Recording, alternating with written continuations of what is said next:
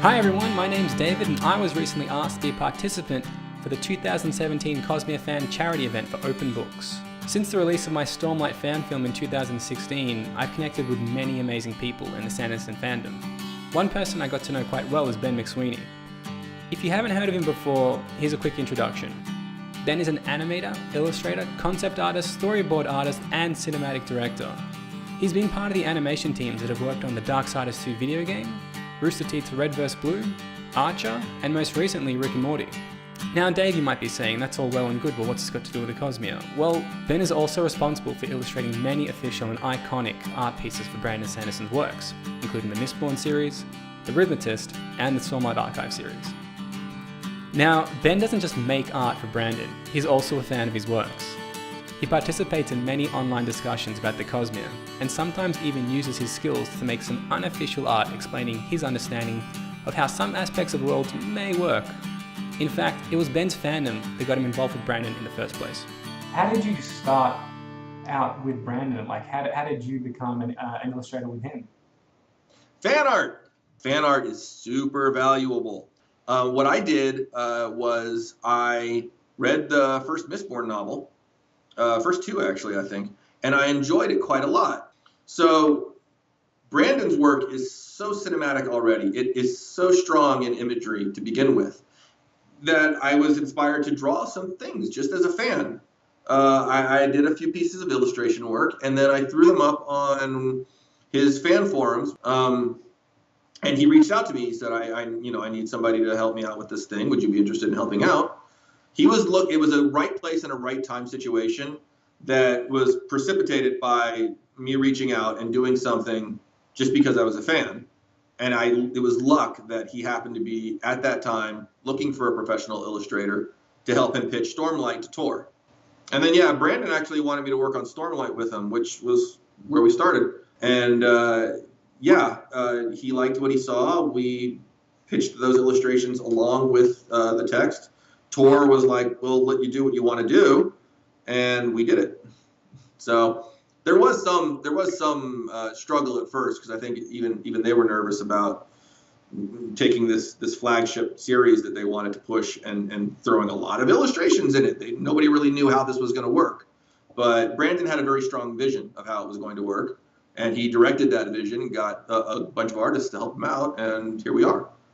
When really good fan art is done, it tends to find its way to the people who do the official work. If you use your own time to do the thing that you like, it can kind of work out pretty well like that, I guess. If you're good at it, and if you are willing to, like I said, if you enjoy doing it so much that you've put in the hours to get good at it, I think this applies, like I said, I don't think this applies just to illustration or animation. I think this applies to a lot of things. If you're actually good at it. If you're not good at it, the internet is a lovely, lovely ground for telling you that you're not good at it. And there, it's on you to decide whether you enjoy doing it so much that even when they tell you you suck at it, it doesn't matter because you like doing it. And so you're going to work to do it better so that you can keep doing it, whatever it is. The minute you put your work out there in public, you are going to get criticized. That is part of the deal. It's tough, it's often hurtful, but it is valuable and you can use it. And it won't go away ever. I still get people saying mean things to me. I just don't internalize it. I try and look at what they're saying. If I can see something valuable in what they're saying, I use that. If I can't find what there is in what they're saying that I can use, then I let it go. And again, there's a question to ask yourself about why you were putting material out there in the public sphere to begin with. Why were you sharing? What were you hoping for? What did you want to accomplish by doing so? If you want to be praised, then you had best be doing an objectively very good job. Otherwise, you are not owed anything. You have to sort of push yourself to take what isn't working and find ways to make it work. I think it's valuable to recognize when you have weaknesses, when you know that there are things you cannot do well, and I think it's a good idea to attack those directly. If you have difficulty, to take it back to drawing, if you have a difficulty with drawing feet, which is a bugaboo for a lot of people. They just, I can't draw feet. If you can't draw feet, then I suggest that it is inherent upon you to get your ass to a book and get some feet pictures and study what is going on with feet.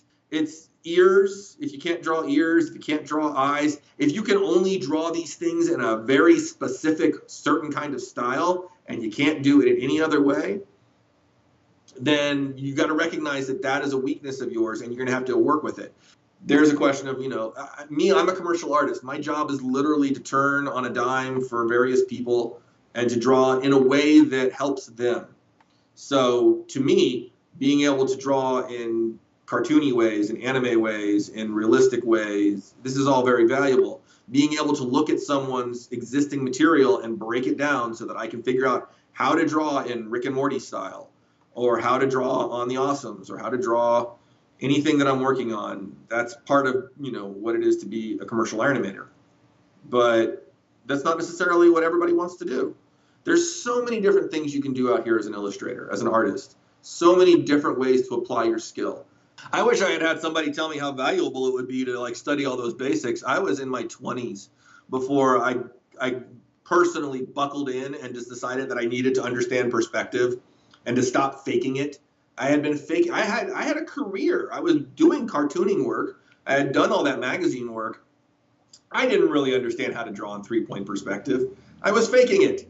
I was faking it all the time. I had backgrounds. Oh, I hated backgrounds. I didn't want to draw environments. I hated it. Don't make me draw buildings. Don't make me draw cars. At a certain point in my career, I realized that this was a weakness, and that if I wanted to be able to do as many things as I wanted to and have as many opportunities as I wanted to have out there, that I couldn't shy away from these things anymore. And that's why I went and I buckled back down. I learned more about structure. I learned how to draw shapes in perspective. I learned how to break things down into simple forms and then build them back out, because that let me get over these problems. I learned that backgrounds are characters too, that an environment is a character, and the same things that I enjoy about creating a character design or drawing a character are things that can be applied to drawing environments and creating backgrounds. That certainly came through with the Shallan sketchbooks. I mean, a lot of that stuff is a lot of background work and world building stuff, so you definitely nailed it there. Well, I'm lucky that I had gotten over that hump before I tried to work for Brandon. But even now, I have weaknesses that I know are still a problem for me, and that Shallan's work could be better if I were stronger. I was looking through some of your Reddit stuff, and you had some really cool depictions of Kaladin wearing Parshendi armor and stuff like that. This is all your own stuff, right? It's not official. That was me basically doing stuff on the side. I did that right after we did. I think I did that after we did Way of Kings and before we did Words of Radiance, because it was basically just there hadn't been an opportunity in the book to illustrate the Parshendi or to really illustrate Kaladin. I wanted to draw something, and I threw it together, and Brandon saw it and said, yeah, I think this is great. And then that was all he had to say about it, because there wasn't anything for him to do with it. We couldn't turn this into merchandise, and it didn't belong in a book. So it just sort of sits unless I choose to show it on the internet, or we wait until we decide to do an art book many years from now, in which case there may be an opportunity to bring some of those illustrations in at that time. But there's certainly enough ancillary material and background material for not just me, but also the work of Isaac Stewart and Dan Dos Santos and all the other guys who have worked on the books, that I'm hoping, maybe somewhere between 5 and 6, or maybe even after all of them are done, that we can publish a nice, gorgeous art book that'll really get into the background of it. Cool. Alrighty. So, how did you start your career? Oh gosh, man, I've been at this for a while. You're asking me to go way back. I started off as a cartoonist editorial cartoonist for a newspaper up in the mountains of North Carolina. And then from that, I went on and got to be a cartoonist for a kids magazine. I did that for 5 years.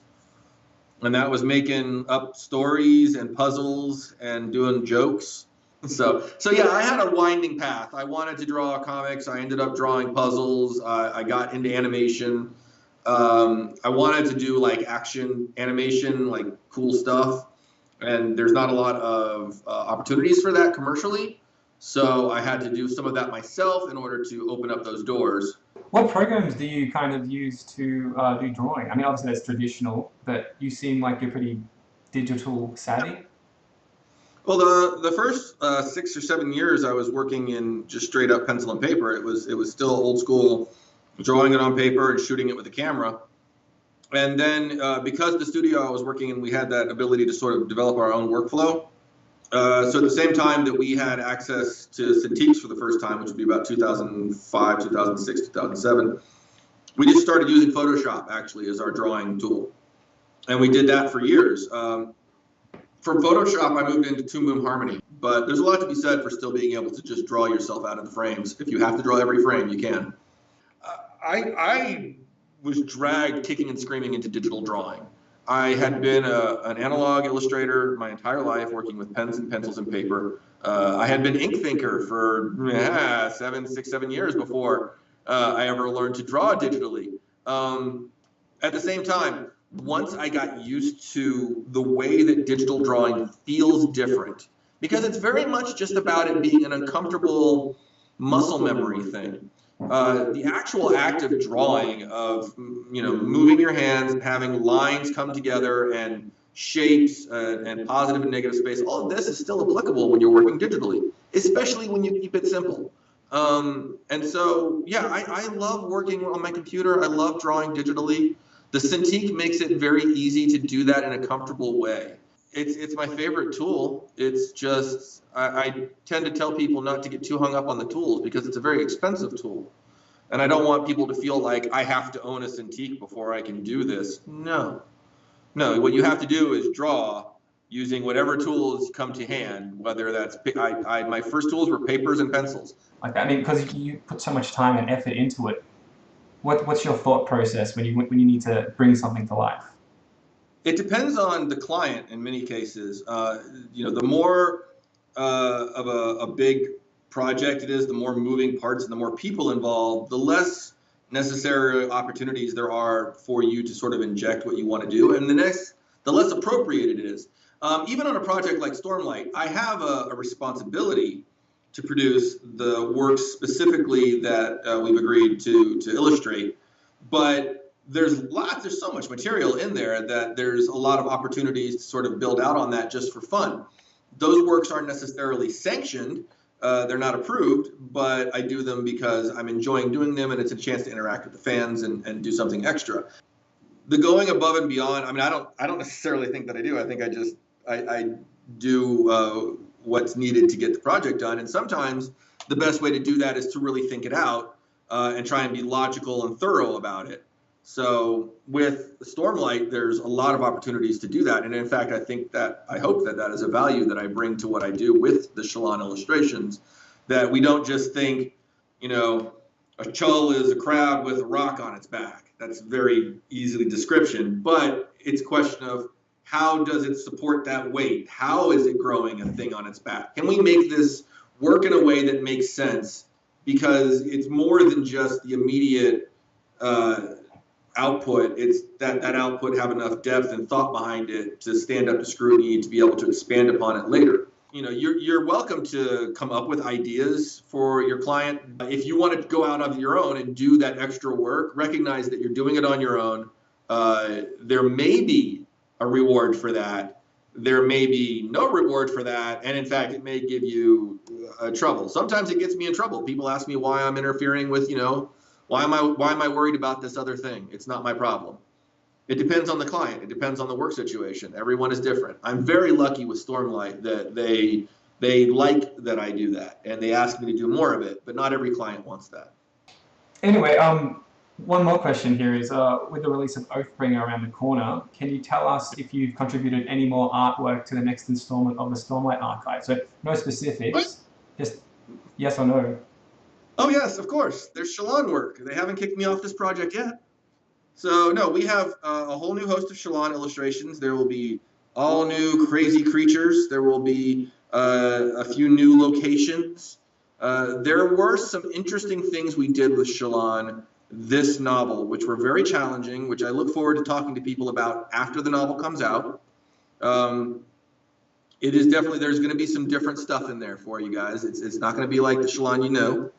But at the same time, there's also, there's going to be more monsters and more creatures and more locations and some more tech. It's going to be fun. Cool. But yeah, I think people are going to be pretty happy. Certainly, this book is every book we try to kick it up a notch. So I think what we did with Words of Radiance was a little bit more intense and detailed than what we had did on The Way of Kings. I think what we've done with Oathbringer is a little bit more detailed and intense than what we did with Words of Radiance. Isaac is the one you really want to talk to about that, because he's the guy that holds all that stuff together. He's the glue. So I spent actually a lot more time in this novel talking with Isaac than anyone else, and I cannot thank him enough for that. Cool. Well, I mean, I'm out of questions here. Is there anything that you'd like to talk about? I mean, is there anything that you'd like to get out there or people to know? I want everybody to be excited about Oathbringer. I'm super excited about it. I cannot wait to be there. I will be at plans are, I should be at the premiere party in Utah on November 13th with the rest of the team. So anybody who can make their way to BYU at November 13th for the premiere of Oathbringer will get to meet me and the rest of the team. Super excited about that. I'm super excited about the rest of the season of Rick and Morty, but it doesn't need me to promote it. I will say that my episode that I was the lead on, episode 304, which was the Vindicators episode. And the next episode that I was the lead on is 309. It's called Morty's Mind Blowers, and that's all I can tell you. So keep an eye out for it. Morty's Mind Blowers. It's going to be awesome. It's going to blow your mind. But other than that, I'm working. I'm doing cool stuff. I'm easily found out there on the internet. If people want to reach me, I'm not hard to find. You can always Google Ink Thinker, and you will find me. Cool. And I can attest to that because I approached you, and you were so nice, and you got back to me with all these really weirdly, oddly specific questions I was asking you about. But I mean, it was awesome because I got to collaborate with you in my project in that way, and that was great.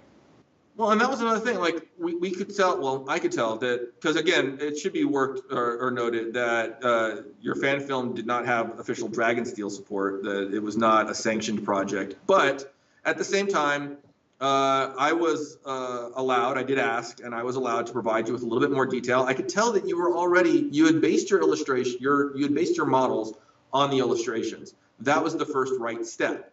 Because at that point, I was like, oh, I have something to add here. If you had done something completely different, if you had been in a different place with your models, it would have been just fine as long as it followed the text. But I wouldn't have had anything to say because you would have been clearly doing your own thing. If you want to do your vision, your interpretation of something, that's great. Do that. Recognize that you're stepping out on your own at that point and you're trying to do something that's different. There can be great benefits to that, but it's a riskier proposition. And that's the end of the interview. I'd like to thank Ben again for giving me some of his time. He's a busy guy, so I really appreciate it. I've definitely found some things that I can take on board in my life in regards to his advice and how he goes about doing things in his life. So once again, thank you, Ben, and I hope you guys get something out of it as well. Cheers.